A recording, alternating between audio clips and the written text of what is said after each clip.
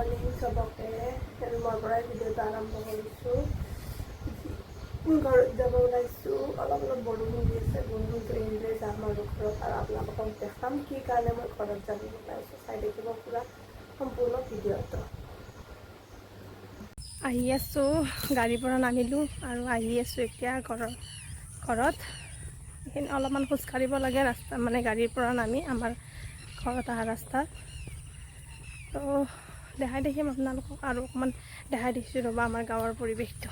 ইমান ধুনীয়া, এইফালে পথাৰ ইমান ধুনীয়া দেখিছেনে?